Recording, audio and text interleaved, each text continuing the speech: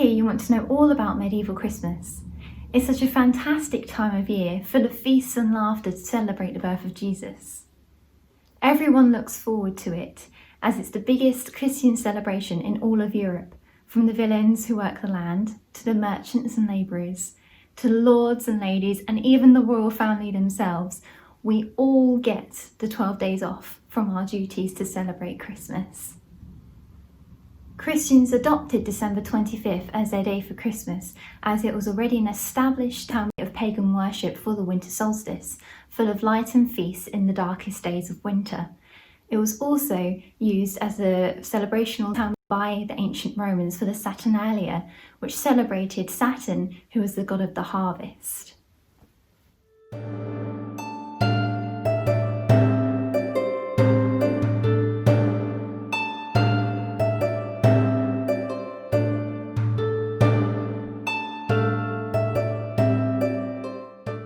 So how do the medieval people prepare for Christmas?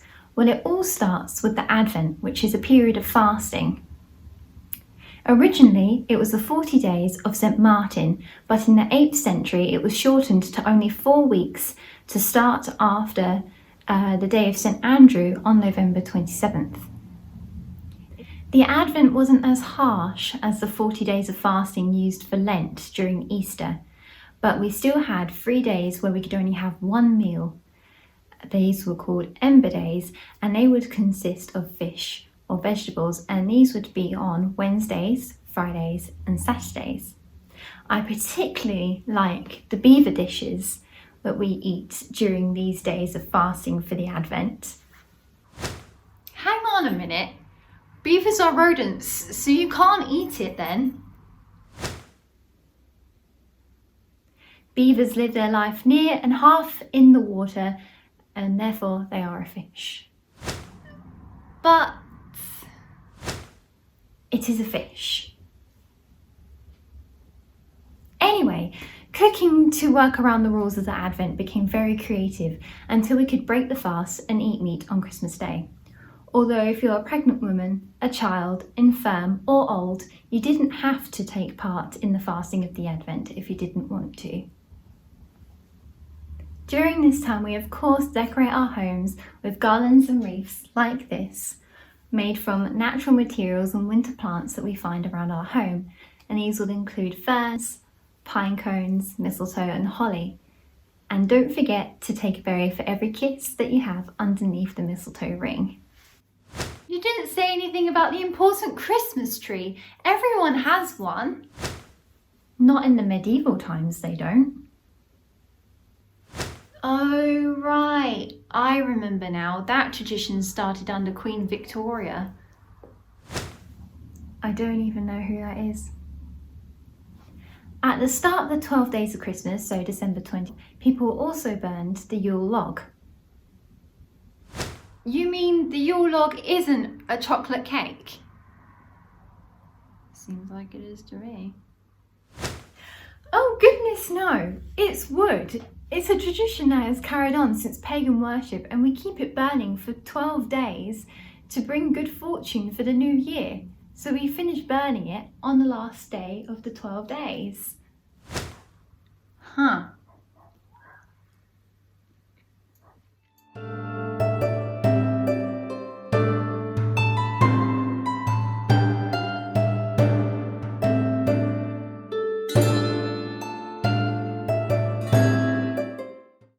Great feasts were enjoyed throughout the year on the medieval Christian calendar, and Christmas was by far no exception, and it was definitely a spectacle.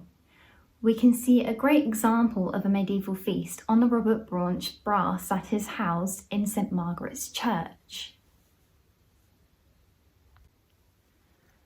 Robert Braunch was a wealthy merchant and mayor of Bishopslyn in 1360, and this feast is said to have been held in honour of King Edward III, although this is only a rumour.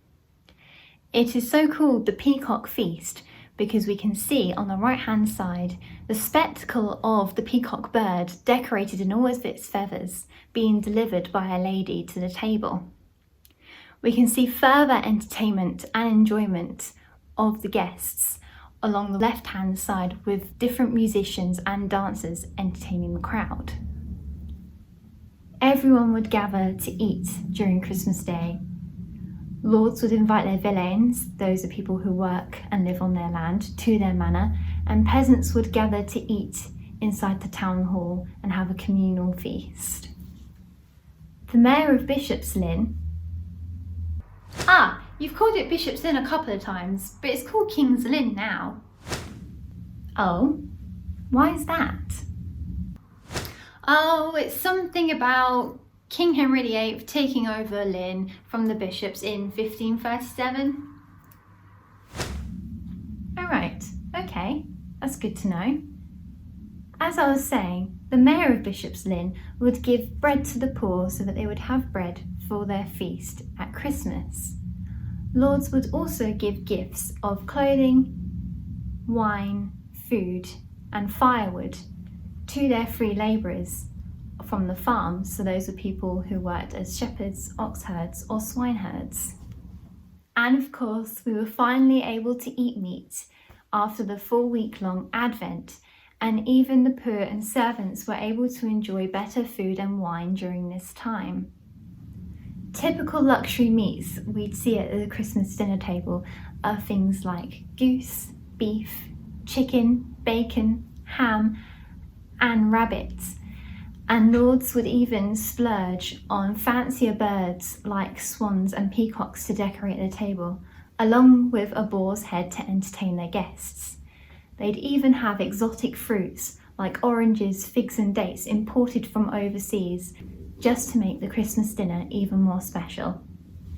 If you're enjoying your Christmas meal at a manor, you will probably have your wine served to you by a page in a flagon such as this, and it will be served in a cup shared between 2 people, which will be your dinner partner.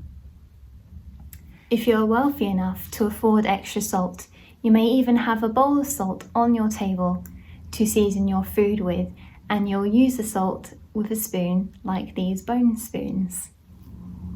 It was typical for villeins to gift their lords with their best hen and eggs, and in return the lords would then gift their villeins with the unwanted parts of their Christmas deer, and that would be the offal, and these would be called umbles.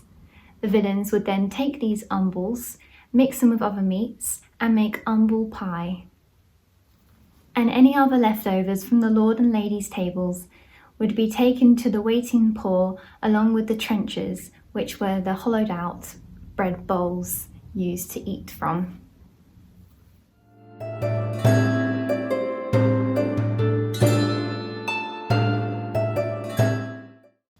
Alongside the feasts, the Advent and 12 days of Christmas are full to the brim with entertainment, and first and foremost are the important church services. Everyone from poor to rich attended daily church services. They were extremely essential to medieval daily life, and they provided structure to the calendar and days, and they were woven into medieval culture. Churches put on a number of nativity plays for the laity, that is the people who attend church services. Bishop's Lynn put on nativity plays in both of its guild halls, that is of the Holy and Undivided Treaty and St. George's. Monks even toured private homes to perform these plays, and they were a great way of teaching the illiterate, those are people who can't read and write, the story of the Bible and of Jesus, and they were great fun to watch as well. And then there are the mummers. Now these people are very exciting. They are travelling troupes of masked pantomime artists who go around the streets dressed as different characters, ranging from lords to cardinals to knights, and they were especially enjoyed by the royal family. However, they did get into trouble on occasion, and they did so in Norwich. They were also sometimes going to people's houses and perform plays of popular legends like St. George and the Dragon for as little in return as wine and food. Caroling is another thing the mummers did, where they'd all join hands in a circle with other people, and they'd skip around a person in the middle who was singing a carol, and then once it got to the chorus, everyone would join in. But they got so out of hand that they ended up being banned from church services. So is that why carolers go door to door and sing in the street? That's exactly it. Though I wish we still danced in a circle. That sounds really fun. We should bring that back, definitely. Other things we find utterly hilarious are things like sarcasm, wit, and role reversal games, and we played lots of these during our Christmas celebrations. It was a very popular game for servants in a manor to pretend to be lord and lady for a day, and in return the lord and lady would then pretend to be servants. Another game is the king and the bean at the dinner table, where a person will need to find the bean in the bread or cake first, and then throughout the whole of the dinner they will then be the overlording king. And everyone would have to mimic whatever they do and try to put them off, and then they would have to follow any orders that king then gives. And it led to much hilarity and laughter at the dinner table and throughout the day.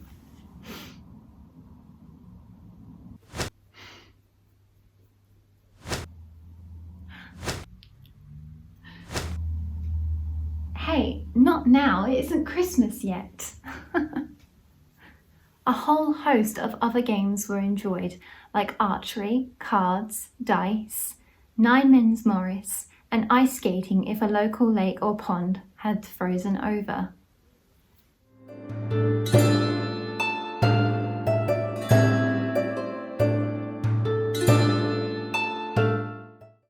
Aside from gifts of food, clothing, and firewood, lords and ladies will also give their household servants gifts on December 26th, and this could have been in the form of money, given in a small clay pot with a slit, and it would have to be smashed to be opened and have the money taken out, and these were called piggies. We call those piggy banks now. I had one when I was little. But of course, Christmas doesn't end on December 25th, as we have the rest of the 12 days of Christmas for feasts and laughter. We have the Feast of the Holy Innocents on December 28th, which remembers when King Herod ordered all of the baby sons to be killed in search of Jesus.